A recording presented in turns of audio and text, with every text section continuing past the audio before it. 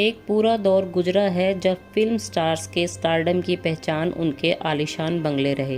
ये बंगले फलक छूती कामयाबी से लेकर दिल तोड़ने वाली नाकामी तक के खामोश गवाह रहे। बॉलीवुड के फिल्मी सितारों की जितनी लोकप्रियता रही है, उनके बंगलों के बारे में उनके चाहने वाले उतने ही उत्सुक रहते हैं। आज बात एक ऐसे शापित बंगले की जिसे बॉलीवुड के जिस भी सितारे ने खरीदा उसने कामयाबी की ऊंचाइयों को छुआ, लेकिन जिस तेजी से उन्होंने कामयाबी को छुआ उसी तेजी से उनका पतन भी हुआ। आइए जानते हैं ऐसे ही एक शापित बंगले की कहानी। बांद्रा पश्चिम मुंबई का एक मशहूर उपनगर है। आज यहाँ का बांद्रा बैंडस्टैंड और उसके करीब की कार्टर रोड एक लैंडमार्क लोकेशन के रूप में जाने जाते हैं। समंदर के सामने बसे इस पॉश इलाके में आज भी कई बड़े फिल्म स्टार और बिजनेसमैन रहते हैं। कई हाई राइज बिल्डिंग्स की वजह से आजकल ये इलाका बेहद भीड़ भाड़ वाला महसूस होता है, लेकिन गौर से देखें तो इन आलीशान और ऊंची इमारतों के बीच आज भी आपको सालों से खड़ी कुछ जर्जर इमारतें और पुराने बंगले नजर आ जाएंगे। ये इमारतें और बंगले अपने अंदर एक पूरा इतिहास समेटे हुए हैं। 1950 और 60 के दशक में कार्टर रोड पर बहुत बंगले हुआ करते थे।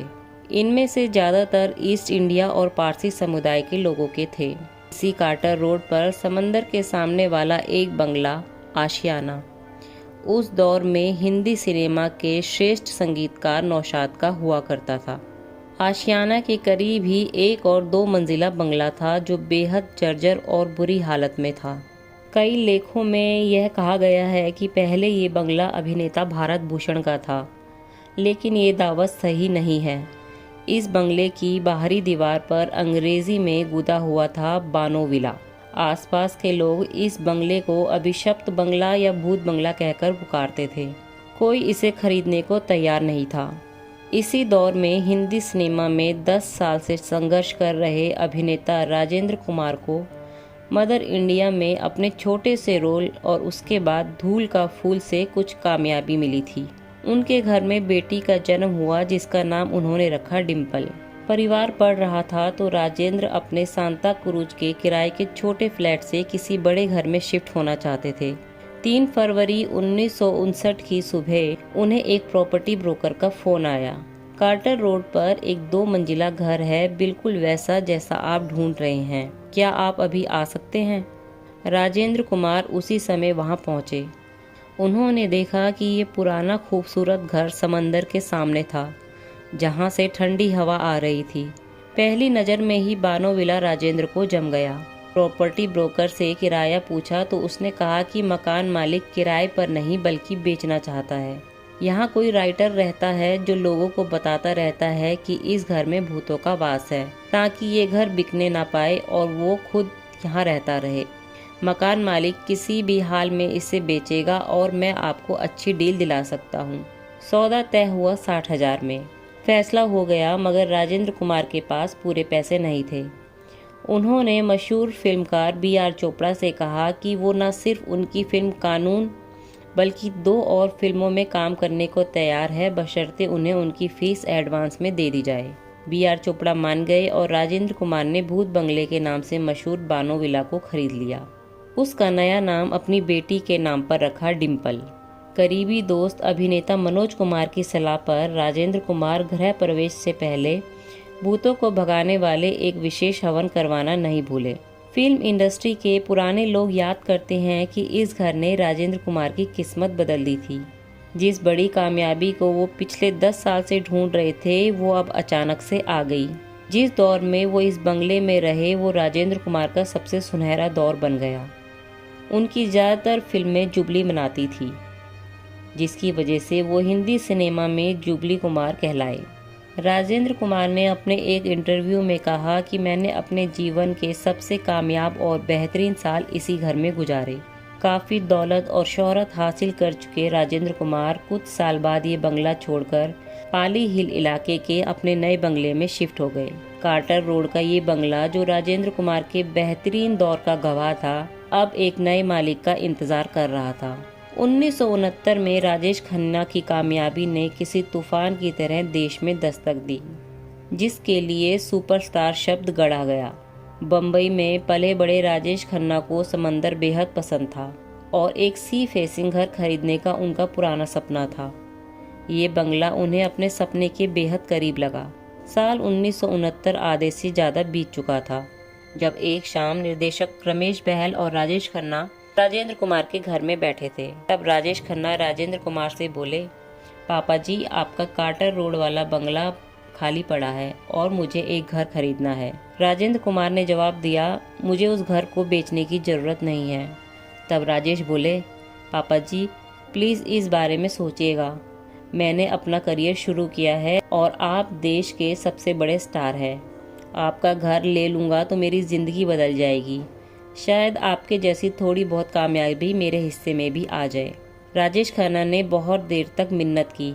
आखिरकार राजेंद्र कुमार मुस्कराए और बोले, बरखुरदार, अगर ऐसा है तो डिम्पल तुम्हारा हुआ। मैं उम्मीद करता हूँ कि ये घर तुम्हारे लिए किस्मत लेकर आए। राजेश खन्ना ने राजेंद्र कुमार के पैर छूकर आशीर्वाद लिया।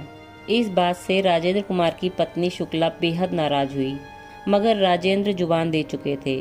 बंगला बिकने के बाद राजेंद्र कुमार की फिल्में आश्चर्यजनक रूप से पिटने लगी और बतौर हीरो उनका करियर ढलान पर आ गया। मीडिया ने कहा कि इसकी वजह भाग्यशाली डिम्पल का बिकना है।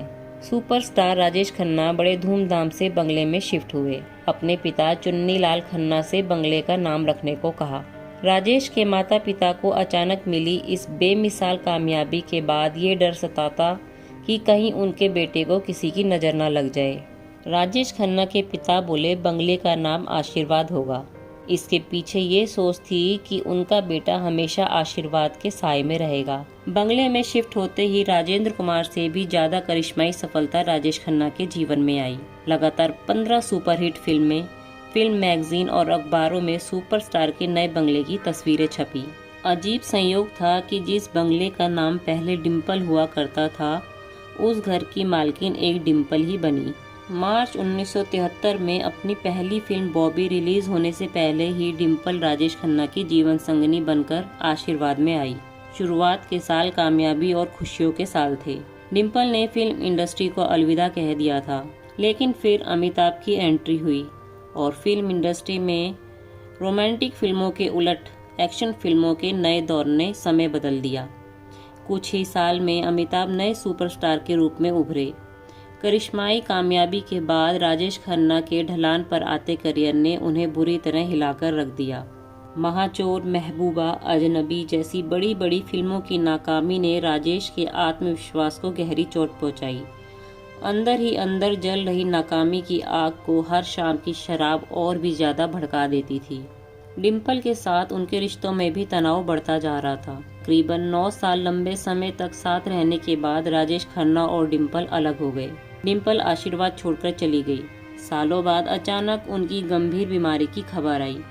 वह मुंबई के लीलावती अस्पताल में भर्ती थे। हर गुजरते दिन के साथ उनकी हालत खराब होती गई।